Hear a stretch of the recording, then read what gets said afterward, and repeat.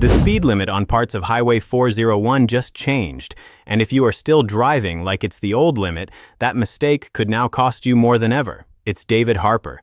This week, the Ontario government confirmed that sections of Highway 401, along with Highway 416 and several other major routes, are getting a speed limit increase to 110 kilometers an hour.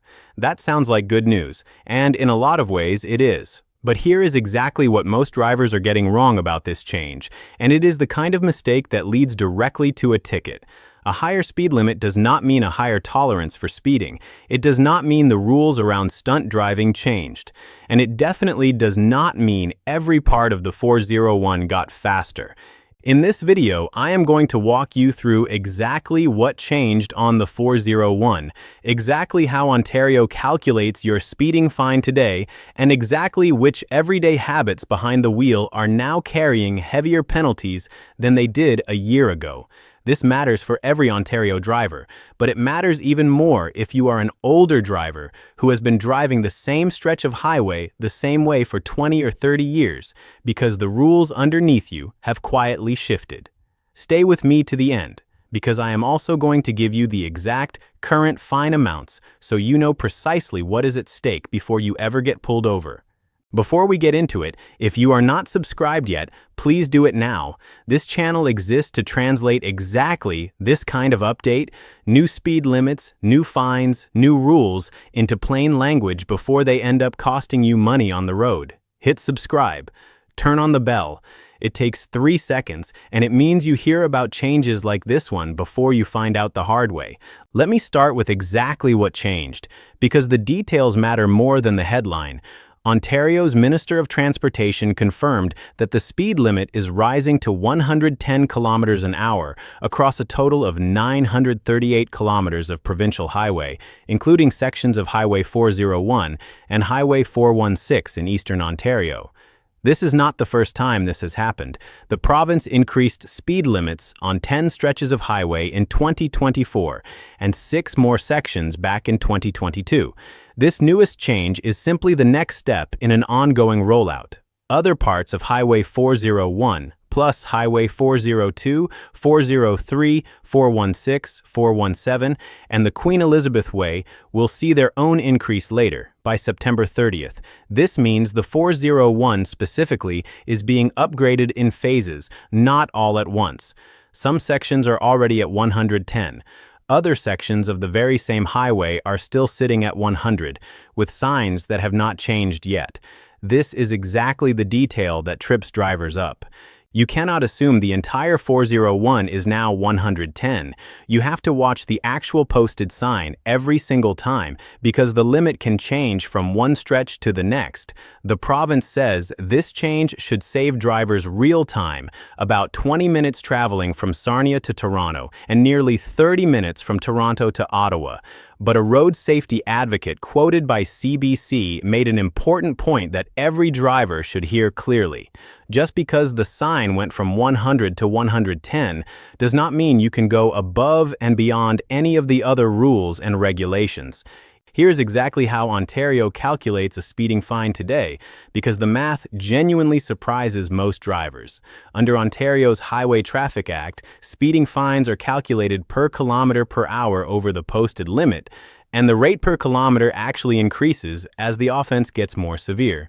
As an example, a driver caught going 25 kilometers an hour over the limit faces a base fine of about $112.50, and that is before the victim fine surcharge gets added on top, which pushes the real total higher. And here is the threshold every driver on the 401 needs to know cold.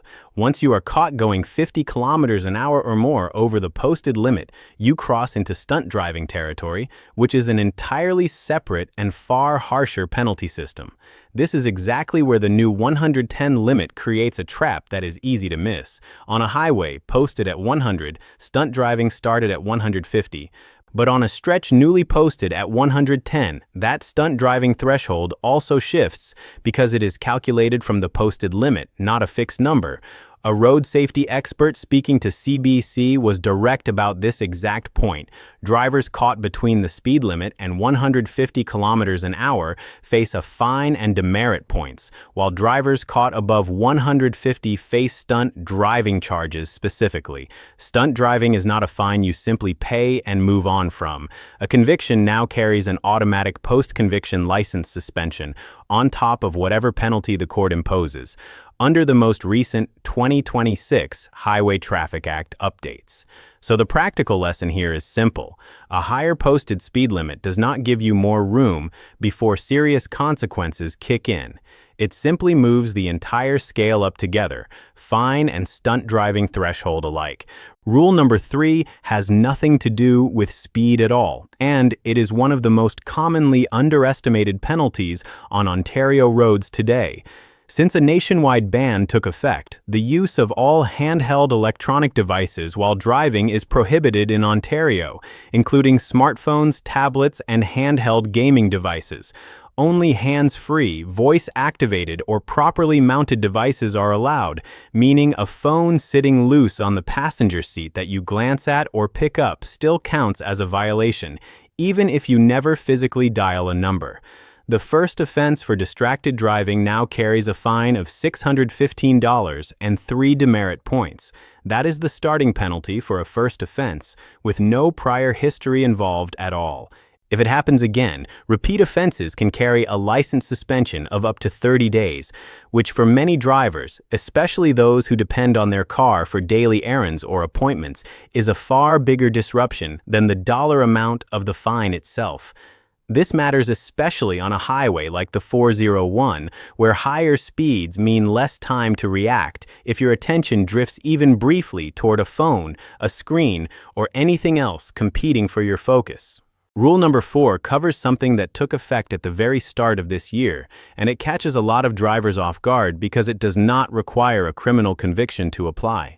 As of January 1st, 2026, a wide-ranging package of Highway Traffic Act amendments officially came into force across Ontario, and several of these changes apply earlier in the process, right at the roadside, rather than only after a court conviction. First occurrence roadside suspensions for alcohol or drug-related findings have increased from 3 days to 7 days. Second occurrence suspensions have increased from 7 days to 14 days. Mandatory remedial education is now required after even a first roadside occurrence, something that previously often only applied after a more serious or repeated incident. And the look-back period for these incidents has been extended, meaning a past occurrence stays relevant for longer than it used to when determining how a new incident gets treated. Stunt driving convictions, the ones we discussed earlier tied to the 150 km/h threshold, now carry an automatic post-conviction license suspension as part of these same 2026 changes. None of this is proposed or under consultation anymore. As of this year, it is active law, and it is being actively enforced on highways across the province, including the 401. Let me give you a simple, practical plan so none of this catches you off guard the next time you drive the 401. Step 1. Do not assume your usual stretch of the 401 is still posted at the same limit it was last year. Watch the actual signs every single time you drive, especially on a route you normally drive on autopilot. Step 2. Remember that the stunt driving threshold moves together with the posted limit. On a section posted at 110, that threshold sits at 160, not 150. Do not assume the old number still applies. Step 3. Treat your phone as if it does not exist while driving, even sitting loosely on the seat. Mount it properly and set it to hands-free before you start moving, not after.